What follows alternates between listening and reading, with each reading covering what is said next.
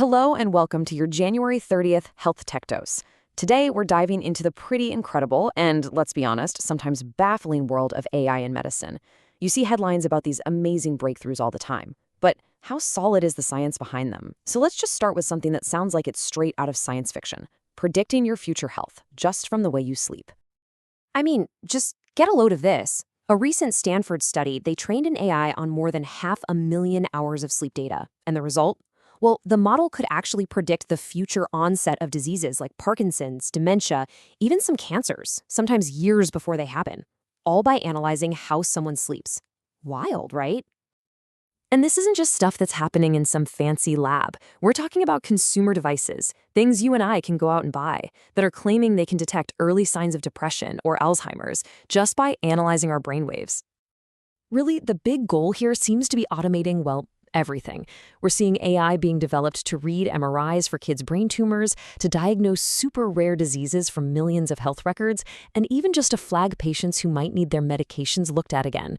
The digital doctor is officially in. This is a revolution. A revolution, or maybe just a really, really good press release?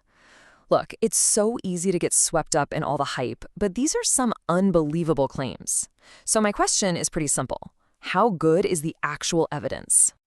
Okay, that's a fair question. So let's look at a fantastic example from Mass General Brigham.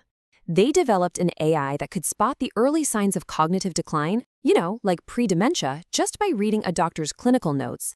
This could be absolutely huge for catching diseases like Alzheimer's way earlier.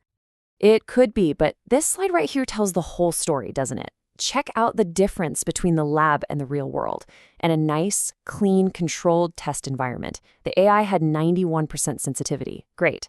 That means it correctly flagged 91 out of 100 people who had cognitive decline. But when they put it into a real-world clinical setting, that number plummeted to just 62%. That is a massive drop. You're now missing almost 40 out of every 100 patients. And you know what? The researchers themselves pointed out exactly why. The AI got confused when the doctor's notes weren't perfect. For example, when a concern was just a checked box without a little story to go with it, or when the data was all by itself and lacked context. So the really crucial point is, the AI works great when the data is squeaky clean, but real-world medicine, it's messy. Okay, fine, fair point on the clinical notes, but what about something with even more data, like consumer wearables? Let's take the Apple Watch. There was a huge analysis that combined the results from dozens of different studies just to check its accuracy. We are talking about a scale of data that is just unprecedented here. Just look at that number. Over 430,000 people. That's across 82 different studies. That's more people than the entire population of Miami. Come on, when you have that much data, surely you can be confident in the findings, right? This has got to be solid proof of its power. Well, you can be confident you have a lot of data. You just can't be confident it's good data. And this chart shows you the problem perfectly.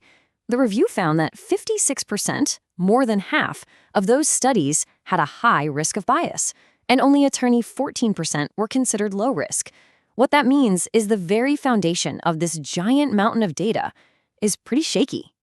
And let's just zoom in on heart rate, which is its most proven feature. The average error, what they call mean bias, looks amazing. It's off by just a fraction of a beat per minute. But the number you have to look at is the limits of agreement. That shows that for any one person, the reading could be off by as much as 7 beats per minute, higher or lower. For an athlete, that's a pretty big deal. But for someone with a heart condition, that could be the difference between a normal reading and a phone call to their doctor. Okay, but that's still a feature that's been validated.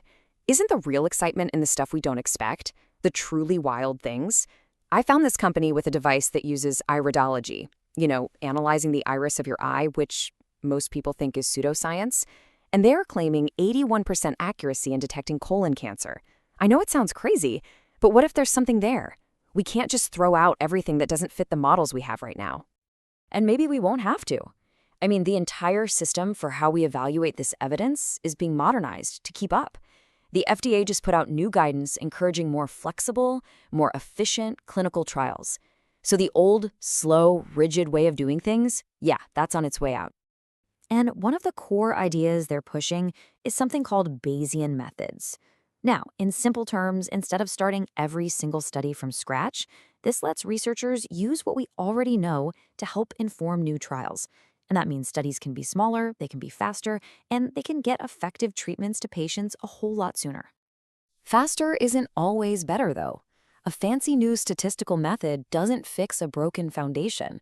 This quote from a recent review on AI for liver disease it sums it up perfectly. Most of these studies are just looking backward at data from a single hospital, which is full of potential bias. And they almost never check if the AI even works on data from a different hospital or even from a different year. And this is a huge problem. We see these blind spots everywhere. Digital trials, they often have enormous dropout rates. One study we looked at lost 38% of its people. The studies are all so different from each other, it's almost impossible to compare them. The data is almost always private, so nobody else can double-check the work. And of course, there's a huge bias toward only publishing the positive, exciting results.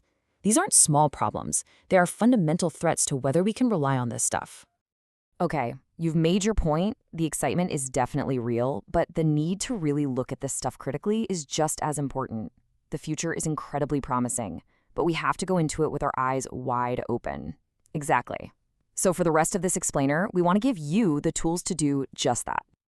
So think of this as your quick HealthTech BS detector. First ask, who was actually in the study? Was it 50 healthy college kids or a diverse group of real patients? Second, where was it tested? Was it in a perfect lab or out in the chaos of a real clinic?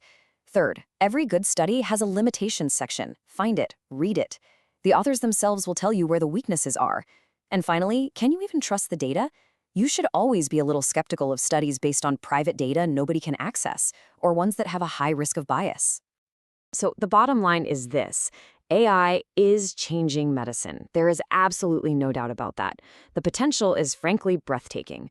But as we move forward into this new era, the most important innovation might not be the technology itself, but our ability to rigorously and honestly question it.